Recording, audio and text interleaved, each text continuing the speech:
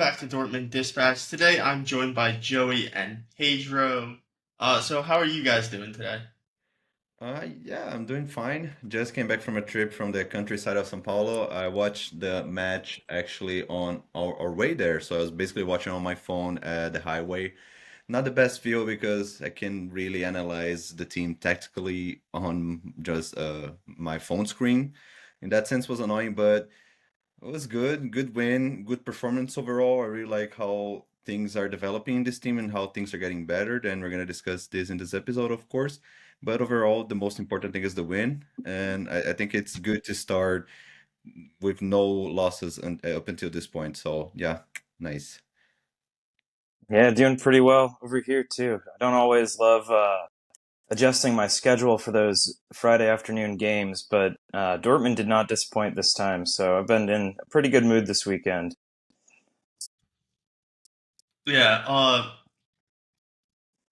I have to work till a certain time of day, so um had to rewatch the first half.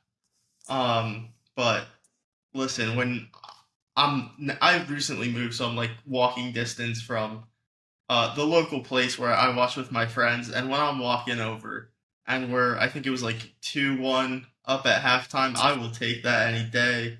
Kareem Adeyemi proving the haters wrong. I don't know if anyone told you that he was going to do this other than myself. I'm sure. Other people were definitely out there, but I don't think anywhere as uh, confident and as repeated as I was, promising you the breakout campaign.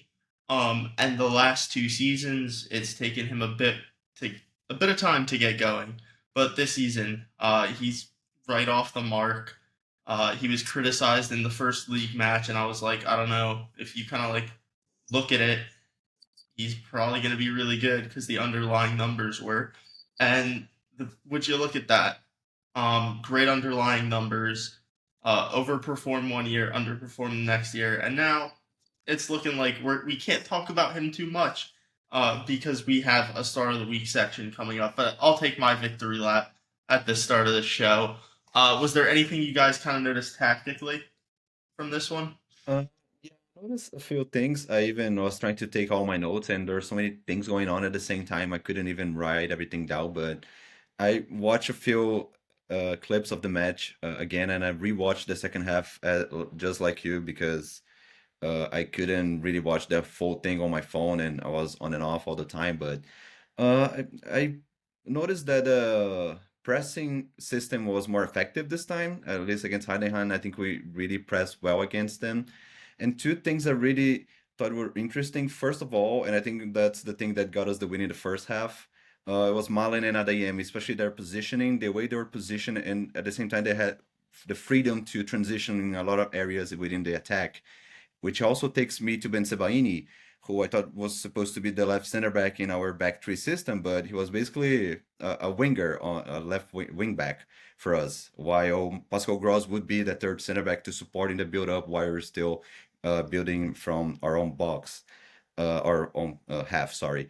So in that sense, I think it's interesting that he gave a lot of freedom to Marlon and Adeyemi to transition in different areas. Sometimes we would see Adeyemi inside, and other areas, other times we would see him on the outside, which was great and was because they're fast and intelligent players. So with their moving and trying to get the Heidenheim defense confused, I think that's also what gave us the match. And but at the same time, it worried me a little bit, or just gave me, I don't know, some kind of I don't know how can I explain it, but with Bensebaini playing as a left wing back, I kind of think it's fair to analyze that Sahin doesn't trust him as much in the build up as Schlotterbeck. Of course, Schlotterbeck is out of his league completely. Schlotterbeck is our best center back, but at the same time, I would expect him to start as a left center back, but him being transitioned to that area for as a left wing back for Pascal Gross to stay back and support the build up tells me that he doesn't trust Ben Sebaini in that area that much. But besides that, I thought the guys played really well, and I think those are the two elements that really made a difference with Adeyemi and Malen mainly having the freedom to transition in different areas and helping us win this game. Yeah, kind of piggybacking off that, I think my two biggest observations from this are one, I've thought this for a while, but it was very evident on Friday. That's that when both Daniel Malen and Kareem Adeyemi are in form, they're a very dangerous duo going forward. Really impressed by both of them, and I think this this strategy that Nuri Sahin is implementing, we've kind of seen flashes of this interwoven, fluid style of play in the last couple matches, but it was really coming together in this game. Um, and and and like Shaheen said a few weeks ago, I think you're going to see more 4-3 wins than 0-0 draws. And last week we did see the 0-0 draw, but this week is that 4-2 win, and it was a really entertaining match. So, yeah, pretty happy with it overall. Yeah, I don't think that Ben Sebaini's play necessarily was bad, but I don't think he's going to merit a star of the week. So I think let's talk a little bit more about that now because previously we've seen the three center back system. Like Pedro said, he wasn't fully trusted in the build-up, and he only attempted 22 passes, which is going to have a stark difference when uh, Anton was only at 74. We've seen Sula in this match at 86 passes attempted. Previously this season, we've seen him closer to 100. And right there, you can really see the difference between where someone's asked to play and build up. Um, but we have some quotes about Ben Sebaini being backed by Shaheen, essentially. He said, I like the player. I already liked him at Gladbach. Now it's all about bringing that onto the pitch. We will have to support him in this. And I think that's kind of a theme of some quotes that were coming out in this one. We're going to have some quotes from Emre Shin as well later today. There will be some more quotes, but do you think that's a fair thing that the fans just need to support Ben Spidey? Do you think his play has merited it this season or over the course of his Dortmund career? Because I think that's something we need to talk about with Ben Spidey. Yeah, true. I don't think, of course, his first season was a little bit underwhelming, and of course, he didn't have much space after we signed Matsin in the winter transfer window. So, in that sense, not really his fault, but at the same time, his performance of the beginning of the last campaign didn't help me as much.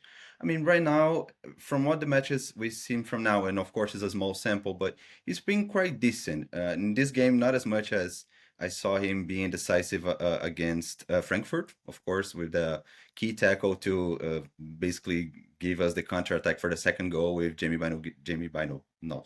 Gittens, of course. And I don't know. I think he's a squad piece. I think the quote was more just to give him the confidence and just to keep the squad together in that sense, and of course give Ben Sebaini the confidence in case he comes on the pitch and support the team. But I don't think he's going to be a key figure. I think he's going to be a bench piece, decent bench piece to that to be fair and just sad over that where. But I think Schlotterbeck is gonna, of course, dominate that sector, and he's not gonna have many chances to play. So not really his fault, but I think he's gonna be an interesting player for us. But maybe as a bench option. This might sound a little harsh, but it's actually a slight disagreement that I have with Nuri Sahin, and that is that I wasn't a big fan of Ben Sebaini when he was at Gladbach, and I was a little bit nervous when this transfer came through last summer. That being said, I think what we've seen from him so far this season is he's at least warranted some game time. It's been promising. I agree completely with Pedro. I don't see Ben Sebaini as being a regular starter impact player, but I do think he's going to be necessary for the congestion of fixtures we have this season.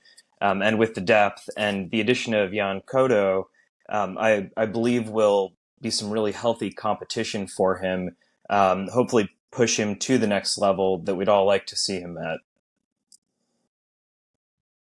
Yeah, I don't think the issue with him has ever been his talent. It's just the occasional game where he kind of doesn't display his talent for whatever reason, and maybe being in that rotation like type player will allow him to kind of hide that.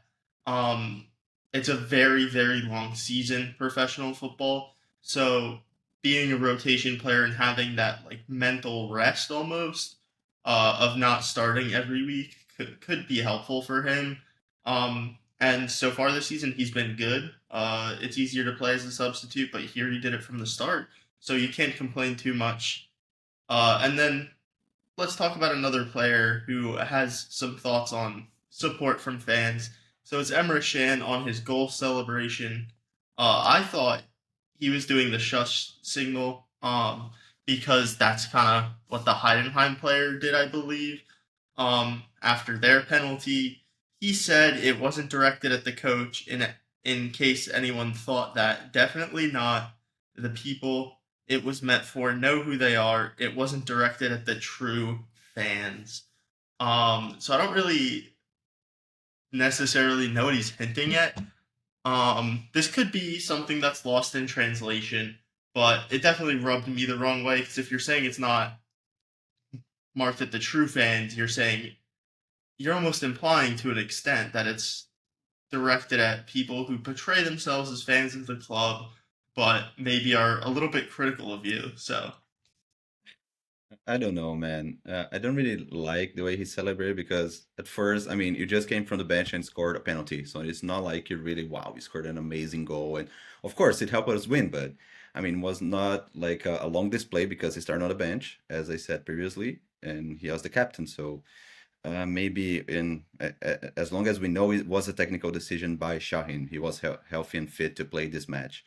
So in that sense, not really the right timing for you just to shush on your haters because you're not really in a position to do so, and just kind of portrays his not dealing well with criticism because you can just label your critics as non-fans or not real fans because they're real fans and we're going to support you if you're a player. But I mean, if you're going to make mistakes or there are things that we think you can get better, and if we make good arguments and don't talk directly about him as a person, I think that's fair. But that doesn't make us a non-real Borussia Dortmund fans just because we criticize you from time to time. So not a really nice gesture from our captain, or maybe not our captain anymore because he didn't even start. So, but I was surprised Brand got the armband instead of Colwell, or of course Schlotterbeck was not on the pitch. So I wonder who's gonna be the other option besides Emre Can if he's not playing. But yeah, don't really like him that from Chan. Yeah, I do think Julian Brandt is second in line for the armband, followed by Schlotterbeck. I believe at one point Shaheen said something like Kobel's deserving of it, but with the new rules where only one player, or like only the captain, is supposed to speak with the ref, I think he wanted to make sure it was an outfield player. But getting back to Emre Can, I think we're overthinking it a little bit, if I'm honest, or maybe we're being a little bit harsh. I mean, he's had some criticism the last couple weeks, rightfully so. As the team captain, he's underwhelmed, and I don't think anyone's really denying that. And I mean, I think this is a psychological thing for him than anything else. He comes off the bench, doesn't do anything bad, doesn't do anything terribly notable, other than scoring another penalty goal, which, to be fair, is something that he is pretty good at. Um, does he make a gesture that kind of rubs fans the wrong way? Yeah, but it's not like it didn't feel extremely blatant to me. I think there may have been a little bit more harsh criticism geared toward him, harsher than what we've been talking about on this podcast. And I think that maybe it was aimed that way. And I think there may be something lost in translation there too. But it's not something that I'm going to get hung up on or overthink too much. It just kind of is what it is. And hopefully scoring that penalty will give Emre Can a bit of confidence to replicate some of the form that we have seen from him in the past. Because he is a good player when he's in form. So hopefully he returns to that.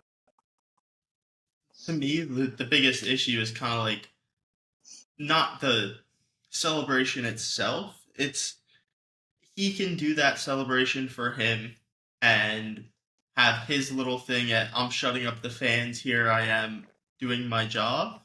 But like to me, you don't need to say that in public. And as the Borussia Dortmund captain, you would never in a million years see Marco Reus criticizing any part of like the Dortmund fandom, any part of the Dortmund fan section, for criticizing a player.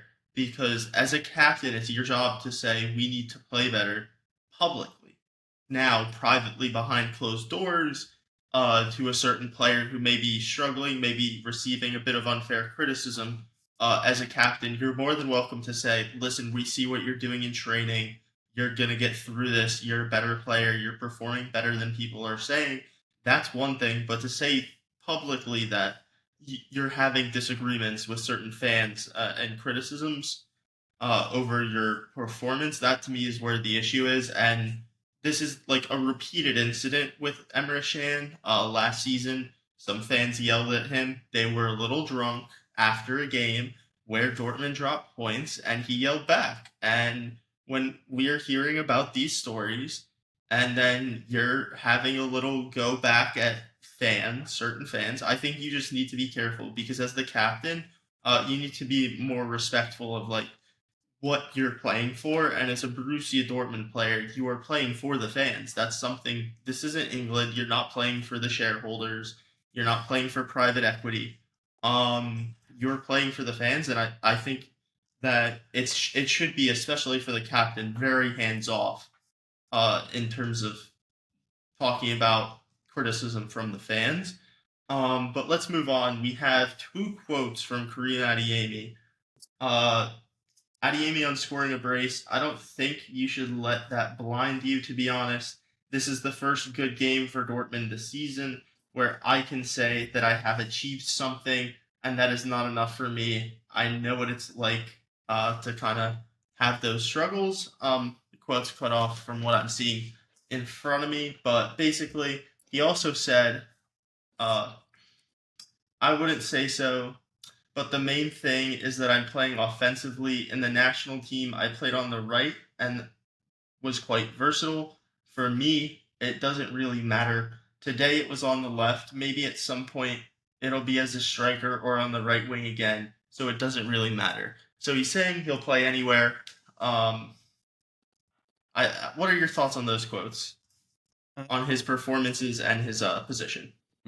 No, I thought they were spot on. I think the top mentality quotes, I thought they're really right into the point, and in the idea that he's not satisfied with, of course, he's performing well, but he's not satisfied with what he has now, and he wants to become more important to the club and be more clutch in other moments through the season. So that's nice quote to him for him. Of course, he's saying that to the fans, but hopefully he's taking that to himself as well. And we can also see that during his performance in this match. So I thought it was pretty nice combined with his performance. And the other quote about the versatility and capability to play in different positions, it's nice because one, he's really getting adapted to the new role that Sahim has for him to either play as a left winger, he can also play on the right, he can play through the center as a center mid or center forward. He can also play as a striker, as we saw in the first match against Frankfurt. So it's really nice to see him getting adapted to the system at not complaining or just saying, "Oh, I play in this position the best." No, I want to play. I want to be on the pitch. I want to support my teammates by scoring goals and giving assists and being there for them. So in that sense, I really like those quotes, and I really like this new facade of Karim. Of course, there's still a few things he can get better on the way he plays. I thought there were a few moments he was a little bit clumsy. I remember one point at the first half, 38 minutes, he was completely alone on the byline to make a good cross. The Heidenheim's defense made a mistake on the transition, so he was basically alone on the byline, and he missed the cross by far. He even hit directly outside of the post. Was not even a good chance for a header. So those decision-making mistakes are still there, and it's fair to say they're still there. But at the same time, we saw he can be decisive and he can be clutch. So it's really nice overall performance, and it's good that he's recognizing he needs to get better and he wants to get better for the team because he has that potential. Yeah, I think Pedro hit on one of my key points there, which is that the versatility that Adeyemi displayed, especially yesterday, or I'm not sorry, on Friday, and with was it the U21 or the U23 German national team in the break. I think that Shaheen's style of play is only going to benefit Adeyemi if he can keep up his fitness.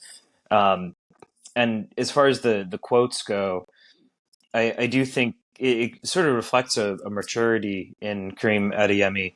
I mean, we've seen him score a brace before, I think, maybe a couple of times. We've seen him assist, but what we haven't done is seen him maintain this kind of form game after game after game, or through a really extended portion of the season. I mean, we have to remember a year ago, Adeyemi went the entire Hinrunde without scoring.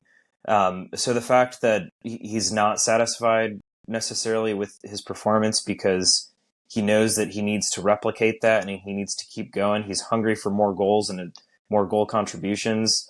I and he's young. That's another thing that I think some of us have forgotten since he's been with Dortmund a couple years now, is that he is still, like 21 right now? I mean, this is a young guy who I think is only going to get better this season. So, yeah, go Kareem. Yeah, and in terms of the sustainability, I think you're seeing a lot of that. So in under 290s, he's at 1.7 non-penalty XG plus expected assisted goals, which is over a third of his output from last season in the league. So you're already seeing like the underlying numbers per 90 have taken a massive, massive leap. He's up from 0.54 to 0.89.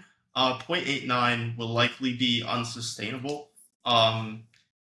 He does have like that substitute appearance of almost 20, 30 minutes where we were with 10 men and creating nothing, which actually almost goes to further the argument that he's been unbelievable this year. But across these two appearances now of about an hour each in both of his starts, he has been unplayable, to be honest. He's been like the best player on the pitch for Dortmund. And like you can talk about all these issues he's had with his decision making, but he is a player that, in part through his tactical understanding and in part through his physical gifts, is able to find himself in like amazing positions on the pitch time and time again. And he has the technicality to beat a player. And he's getting to the age now where you're expecting to see the end product go along with that. For attackers, that age is 23, so you're basically a year away from seeing that. But he's really added to his game and going from like a defensive system last year that did not suit him to this year, you're really seeing him start to kind of thrive in that system, because attacking players will play better in attacking systems, and Nuri Sahin will get the best out of him by just playing attacking football and looking to find him in transition, because we've seen how much he can stretch the back line. And like Pedro said, the press was a lot better in this match. That's one of the things that happens when you play your best pressing forward, which we did not against Werder Bremen from the start at least. But in this match, Kareem Adeyemi starts. He's the best pressing forward on the team by a country mile, and he's clearly levels ahead of any other winger we have so far this season in terms of end product. Okay, and we can move on to our star of the week. And I just got to keep the Kareem Adeyemi thing moving. We've talked about him a lot at this point, so I won't say too much more, but it's a total of about 1.1 expected assists plus expected goals, just 0.4 XG in this one, but 0.7 expected assists. That's genuinely elite creative output. The thing you really want to see in terms of like, not only is it the passing, getting him into all these good positions, it's the progressive receptions, because That's what you want to see from your wingers. And in this match, Kareem Adeyemi had 11. That's very, very good. For reference, Danielle Malen, 6, Brandt, 6, and Gross all with 6. So there's a difference between what he is able to do in receiving the ball in good areas and what anyone else is. And a lot of the times where your inconsistency can come from is not receiving the ball in good positions and not uh, getting to the end product of the assist or the expected goals. And like, if you're receiving the ball in good areas as often as he is, it's going to be a lot easier and you're going to have a lot more opportunities to kind of get that end product and prevent those inconsistencies. So when we talk about another player later, you're going to see why that player might still be prone to some inconsistencies. Whereas Kareem Adeyemi, everything is trending towards him, uh, like having performances that he can replicate week in and week out at this point of the season. So does it any Pedro, who is your star of the week? I might criticize because of my pick because uh surprisingly I'm picking Felix Mecha as my star of the week because I think he might be a little bit unnoticed by the fan base in this game particularly, especially because we have the obvious choices of Adeyemi, Malen, Brent also was there of course. Ryerson had a good match with an assist as well. But in Mecha for me in that single pivot and just helping with the fluidity of the midfield. And I said before in the podcast, I think that's the best position for him from what I've seen from him at Dortmund. And he really just caught my eye in this match. He was so fluid. His passing and his press resistance was really solid in this match. And he was a little bit unnoticed because he didn't make any important clutch assist or pass, but he was really there all the time. He was making our midfield a little more fluid and more was easier. Like the players were moving in a more uh, I don't want to say fluid again, but I think you know what I mean. But for me, Felix Mecha really surprised me, and also because of the fact that we didn't give him too many compliments last season. It's good to see him picking up to the Shahim way of playing, and he just put Emre Can on the bench and made a performance to just is a statement performance to say, okay, I'm here, I'm gonna fight for that spot too. I don't doesn't matter if you're a captain or not, I'm here. And for all of that, I think he deserves my shout out. For me, Felix Mecha. I think that is very fair.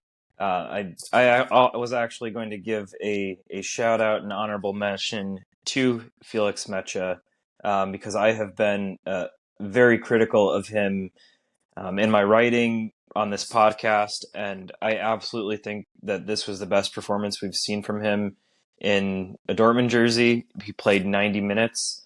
I think that he was able to provide the progressive passes that Emre Can frequently does not provide. And I do think that he helped this system that Shaheen is trying to implement right now um, in a positive way. I mean, I still have some criticisms of him, but as far as this overall performance was, I was really impressed by Mecha. But it was not good enough to be my star of the week, and I'm going I to want to talk go about. with I want to cut you off, Joey, because I want to talk about Mecha a little bit too. sure. So I don't want to like backtrack. And I want to give your star of the week the airtime they deserve. So the one thing I kind of want to say about Mecha is this match is excellent, but I kind of wanted to see if there was anything that would lead you to believe that this wasn't something he could replicate. So I kind of looked at the progressive passing numbers. This is like far out ahead of anywhere he's ever been. He is approaching an age now where you'd expect to get a bit more. He is getting older. So like maybe he could take the leap forward and become an incisive passer. So 10 is well above what he was averaging last season. At like around 4. I think it was, but basically the biggest thing for him was his long range passing was over 9 excuse me. And like if you're talking about Tony Cruz, he's like in the mid 70s. And then you're looking at him still only having about 85% pass accuracy. And so that's like where the worry would essentially come in. Um, because if he's that's about 3 to 4% below Emre Can. So he's just going to have more turnovers. And so if that long range passing trends back to like his career average, where his like long passes are like they have increased significantly year on year, from 33%, 61%, 77 to now over 90. I think there's like a certain ceiling you can hit if Tony Cruz is only completing about 80% of his, or not even completing 80% of his, over any year of his career. Then you're kind of looking at like the kind of peak of what you can hit. And last year at 77%, um, that's about the peak of what he can hit. But he was also attempting three last year when he was that effective, whereas right now he's at about 8.5. So, like, even if his high volume of long range passing continues, and he hits around 70%, like, that's pretty elite. Um, if he is in the high 70s, then that's like best in the world level if he's able to maintain it with such a volume. So I think there is definitely going to be some regression there. If that regresses and then he's only at around 80% overall pass accuracy, like that would be an issue because you can't have like one in every five passes being like awry. So that's kind of where the worry would come from. Um, and the sample size we're talking about is like so small. Yeah, yeah. But I think like there are everything we've seen we can like, and I think you should be very happy with what you've seen.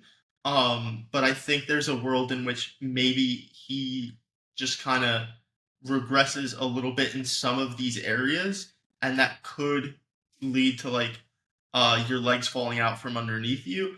But I also think that there is a lot of room for development at his age as a midfielder, and I think that the more likely situation is that he regresses towards the mean, but could still be an improvement on Emre Can. I think it'll be somewhere in between, like how bad does he regress to? Does he regress to being better than Emre Can, or does he regress to being the Nmecha in possession that he has been his whole career, where the press resistance is there, but the passing isn't. I think the passing, even if he's just like an above average passer, I think that would be a huge development for Borussia Dortmund. And I think that the potential has always been there. He has, however, yet to show it over a full league campaign. And so that would be like the one worry I would have for people over I this. agree. I think credit, we need to give him credit until credit is due, but at the same time, Eli said is right. We need to take watch out because it's a small sample and we don't know if he's gonna keep making performance as these. But I think it's enough for get fans excited and at the same time just to give a little bit more hope he's gonna have his breakthrough season at Dortmund. It's only his second season. I think this is the best position for him in this, especially in this scheme. So I think he will have plenty of minutes, especially because I don't think Emre Can is gonna it's performing to the level. So if he can be a little bit better than Emre Can, it already makes our midfield look better. I'm good with it. Yeah, and the defensive numbers won't stay as low as they have been forever. Like he is a more capable defender or a more proactive defender, I think is a better than he's shown because I don't think he's necessarily been terrible. If you take out the penalty, the like expected goals against, for when he's been on the pitch versus when Shan's been on the pitch is probably fairly similar. The penalty would skew it against Mecha, but I don't think the penalty's his fault at all. And like the low tackle and interception numbers, he's shown he can do much better. Um, Not necessarily to the extent Emre Can has, but I think that growth there would help diminish the negatives of him like regressing to the mean in terms of his passing. So Joey, now it's your turn for your star of the week. Yeah, I mean, star of the week. I know after all of this hype, and you've been waiting the last few minutes to hear it, but it is actually going to be painfully obvious, and that is Kareem Adeyemi. The attitude, the the agility, everything about his performance. I was just impressed. This is a kid on the rise. 2 goals and an assist. He was the reason that Dortmund were leading at the end of the first half. And I think he's going to have a huge impact moving forward. Yeah, I think a lot's been made in terms of criticisms of his relationships and how um, he's not necessarily focused on football, but it turns out that like having a bit more responsibility off the pitch allows him to carry the weight of a little bit more responsibility on the pitch potentially. I don't know. So I just think that if we're criticizing a player for how they're living off the pitch, uh, when they're not succeeding, and then they start succeeding, and they have like the same off the pitch lifestyle, I think that now he should be getting complimented for it because it turns out that raising someone else's children has now positively impacted his performances on the pitch. Because that was the stick we were beating him with last year. Not we as a podcast, but Borussia Dortmund fans and uh, unserious individuals. So now I think you got to give him credit. He's a family man off the pitch, and on the pitch, he's getting 3 goal contributions. But Joey, we're going right back to you. You're back under pressure this time. You're gonna need to pick a dud of the week. Dud of the week, I'm going a little less traditional, and that is one of our sponsors in Rheinmetall, who have just unveiled their new tanks, which sport a black and yellow paint job that looks eerily similar to, I think, our 2019 Cup kits, or maybe 2020 Cup kits. The ones with the collar that will have kind of the pixelated black and yellow on them, and I understand the need for companies like Rheinmetall in today's world, but you have to ask the question: is black and yellow on a tank the kind of brand exposure that Borussia Dortmund is going for right now? And I think the answer is no. So that is my dud of the week. Hey. Pedro, who's your dud of the week? Oh, okay. Yeah, I think I'm not gonna be able to beat Joey's Dead of the Week. I thought it was brilliant, Joey, by the way. I'm not gonna be able to beat that. I'm gonna be more traditional. I'm gonna pick a player, and I had 3 options here. Of course, we had a few mistakes defensively. Of course, when we concede 2 goals, there are some mistakes, and we need to look those out to see the things we can get better. I thought the first goal, I thought Ben Sebaini just gave too much space for Traore just to transition and to cross that ball for the goal. And of course, Valdemar Anton was a little bit behind the guy who was supposed to mark, and that allowed the first goal. The second goal was a little bit of a silly penalty by Sula. At first, when I was looking at my phone, I thought it was not a penalty, but when I look at the replay, there was a touch, and even if you can make an argument. It was a soft touch. It was still a touch and interfered with the Heidenheim's player advancement. So in that sense, I thought it was a pen, fair and square, and they scored and just made the game a little bit tougher for us. But overall, I don't think either Anton or Sule made a match to deserve my Dad of the Week, especially because besides those specific moments, which are clutch, of course, because we cannot concede goals if you want to win football matches, but at the same time, they're really solid overall. So I'm not gonna crucify them for those mistakes. But I thought Ben Sebaini, he was directly also involved in one of the mistakes for the first goal. And at the same time, I didn't think he was consistent either offensively when he was playing as a left wing back. So he didn't participate or engage too much in offensive transitions or getting those good triangle passes to surpass the Heidenheim's defense. And at the same time, he was not as well defensively. Of course, he was a little bit sacrificed because of the scheme, because at the same time he was playing offensively, he needed to come back to cover his left back spot. So it was a little bit too much space for him to cover by himself. But yeah, I don't know. I think the first goal he had enough time and to just press Traore a little bit more to avoid that cross, or to make his life a little more difficult. So for all that context, I'm gonna give my dud of the week for Ben Sebaini, but I don't think there was an obvious dud or just a guy who really underperformed overall. But if I could pick one guy, that would be Ben Sebaini for me. I kind of want to talk about a guy. It'd be a little controversial. I think it's unfair to give him my bet of the week, for saying that I think the inconsistencies and the underlying inconsistencies are kind of there. But I think that I could also go to like an unserious one. Uh, in terms of a haircut, there was one that's it's still rubbing me the wrong way. There's also the referee, like Pascal Gross, did not handle the ball. I don't know what replay we're looking at. I don't know if he blew the whistle and that's why it got called off. It didn't seem like it from the way everyone played on, and he ended up robbing Sabitzer of a goal, me of some fantasy points as well Same, for the assist. same. So I'm really confused on that one. Like the flexibility at his age, whatever he is, 33, to get his hip up there right there, to control the ball, pin it off his chest, not his arm.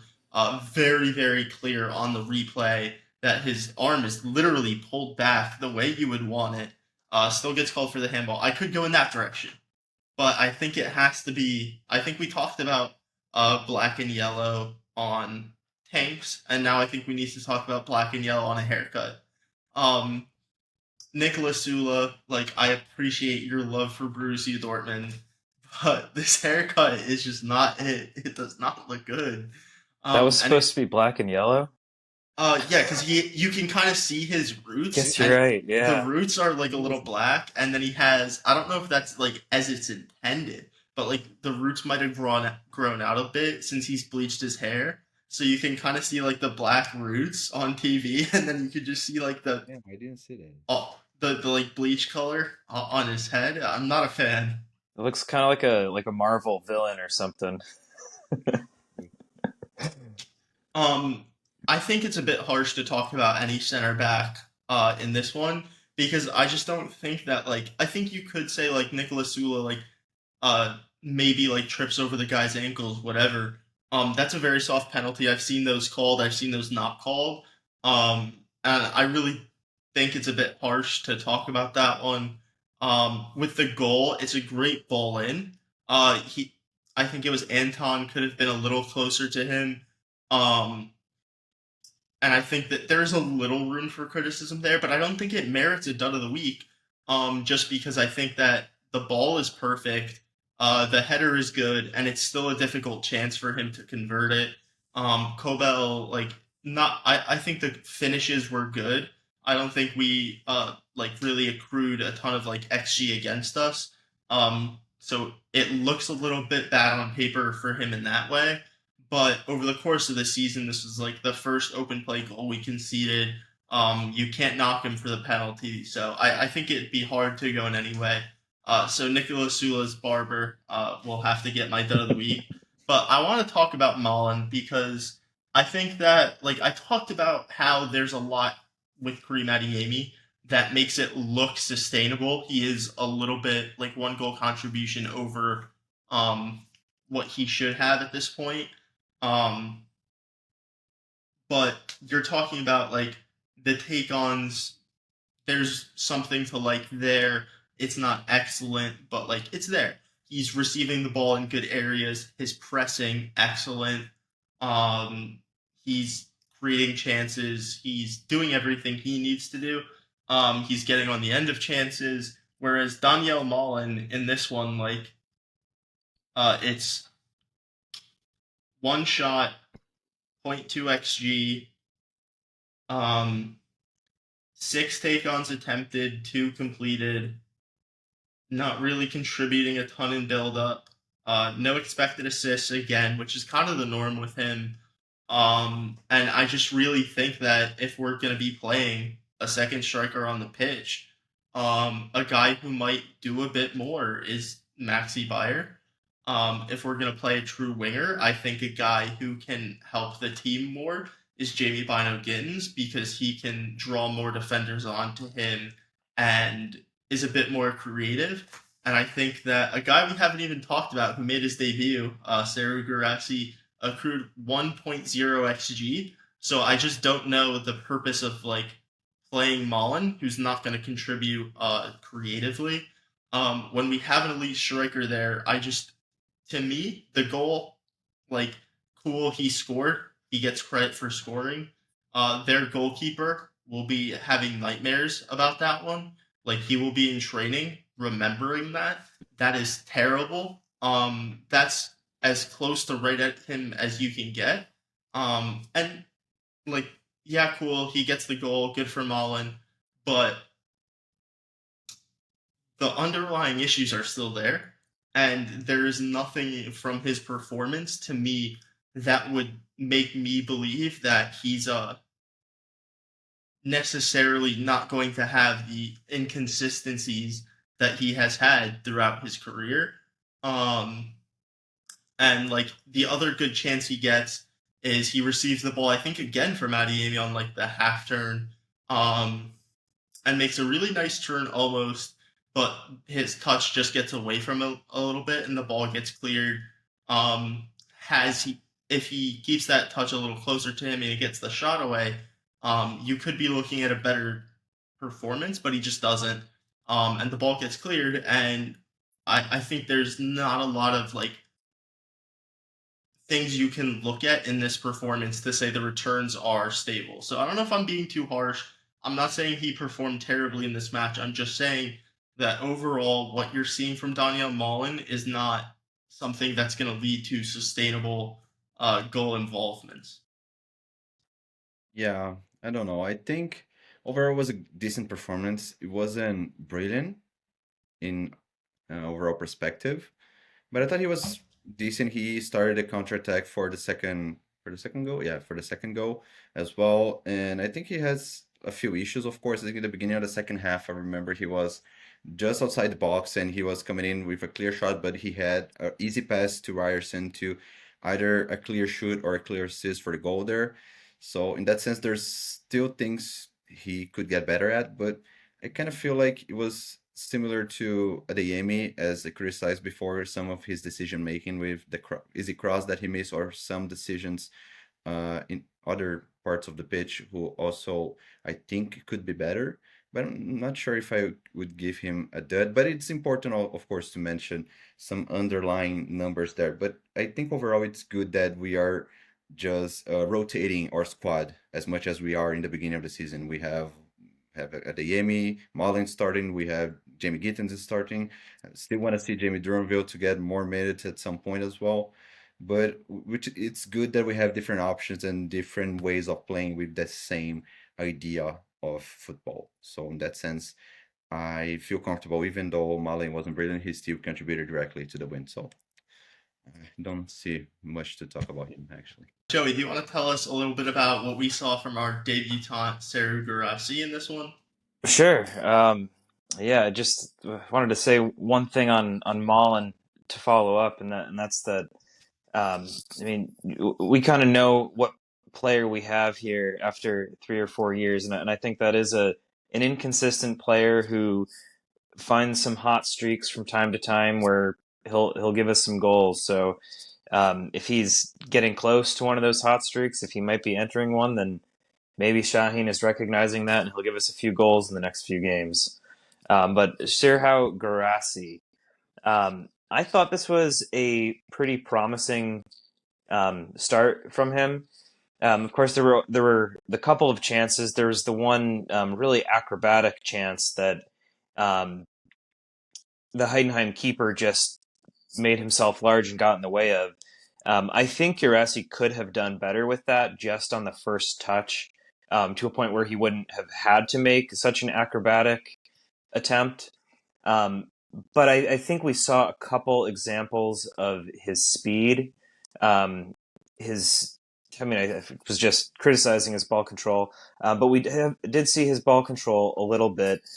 And I think that again, the system that Shaheen is using that we've talked about so much, I think that he's going to fit right into that with his speed. We do have to remember this isn't just his first game for Dortmund.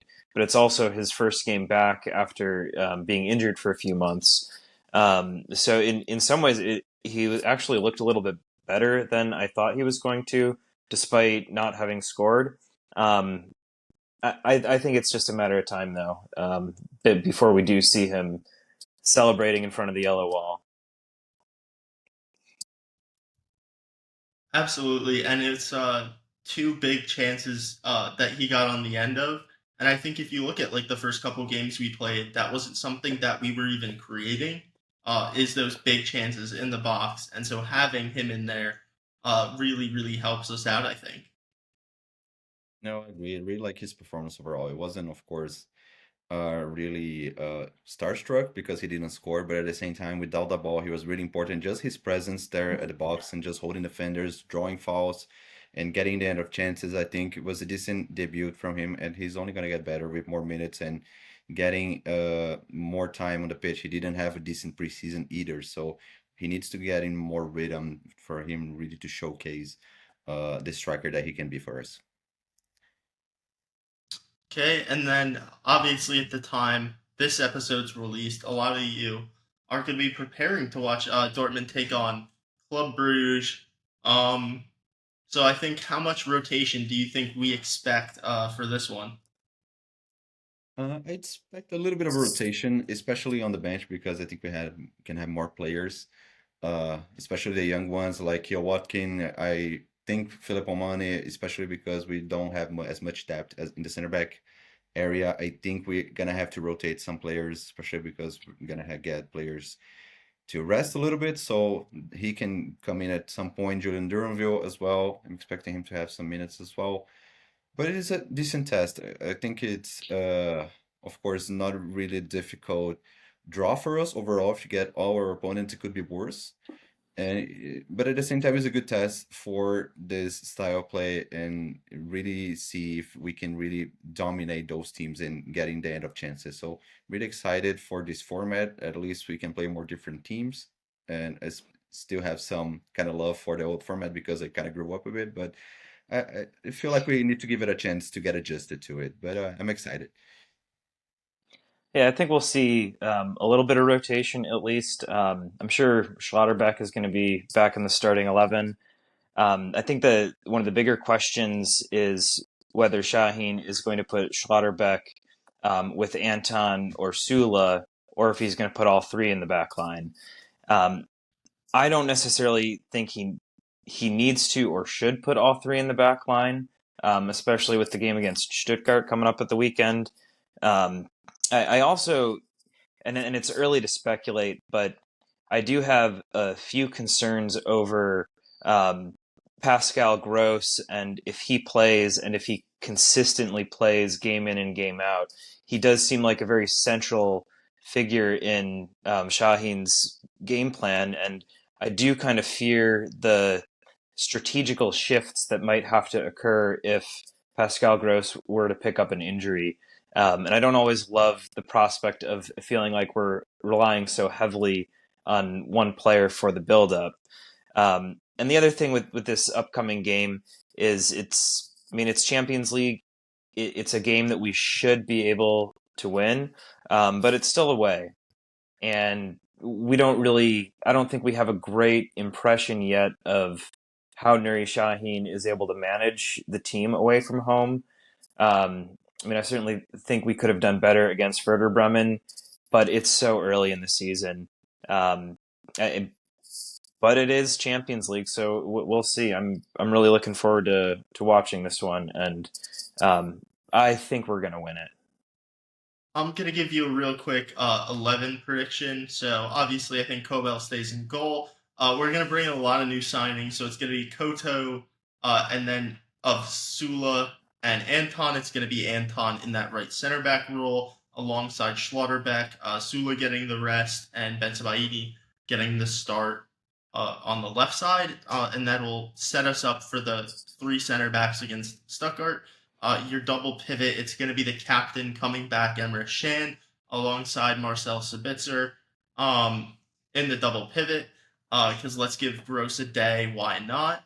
Um, Actually, no, I take it back. It's definitely going to be Gross in there again. I think that he gets rotated for the next Champions League game, but we're starting all the new signings except for Grassi off the injury. He'll be replaced by Bayer. Brandt will retain his 10 spot because that guy plays every match. Would not shock me to see Sula over Bensebaini because our center backs have historically pretty good injury histories, being pretty like minimal in the injury history. And then at right wing, you're gonna see Kareem Adeyemi, um, in return for like the 3 goal contributions. He'll get 45 minutes to an hour depending on what the score line looks like. And then on that left wing, you're gonna have Jamie Bino Gittins.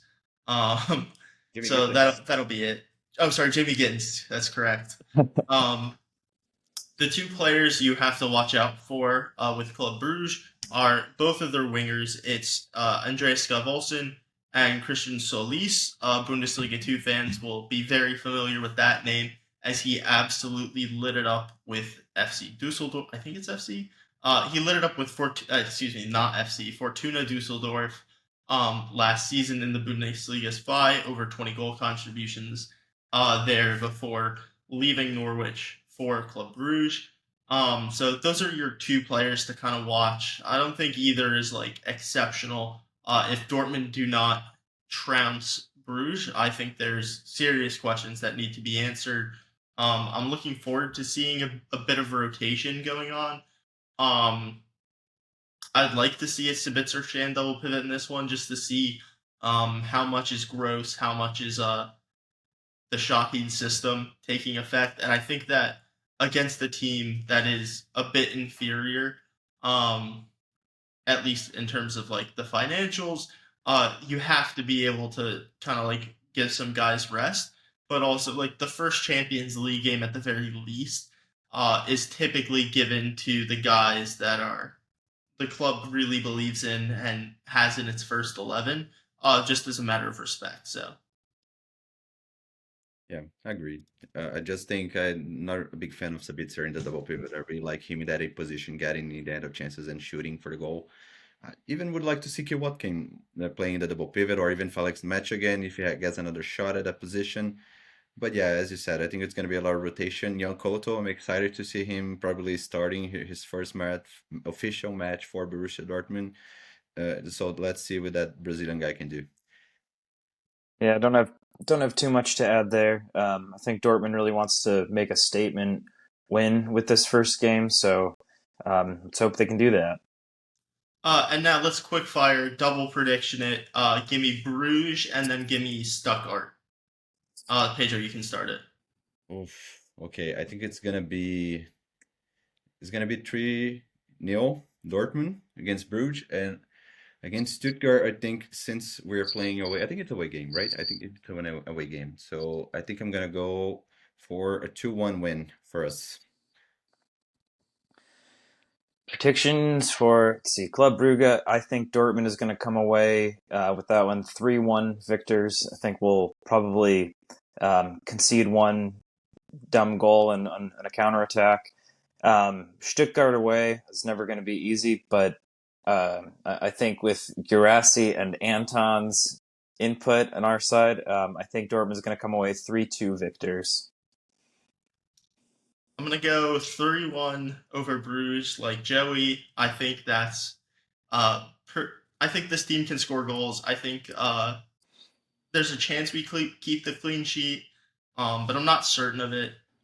So I'll go 3-1 there. With Stuttgart, I'm gonna have to go. I think 4-2 again. Go crazy, why not? And then we have to give you a quick update on the Dortmund Dispatch Fantasy Bundesliga table. I was trying to give you guys an extra like week to knock out our infiltrator, a Bayern fan, from the top spot, but you guys haven't quite done it. We are catching up, so good progress this week to all the Dortmund fans. But it's Bayern Warsaw fans in first place, actually fairly comfortably by 399 points. So we really need to step it up, guys. German Plate is in second. Stags Reserves third, Alfredo Pacino's in fourth, and Go Germany in fifth.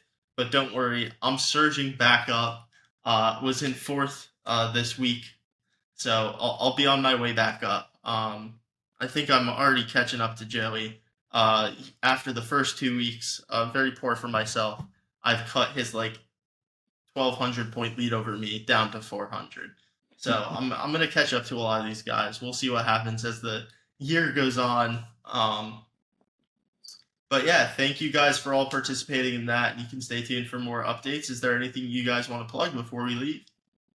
Well, you guys can follow me on Twitter, even though I can't use it because, yeah, Elon Musk, thank you very much. Twitter is completely nude here in Brazil.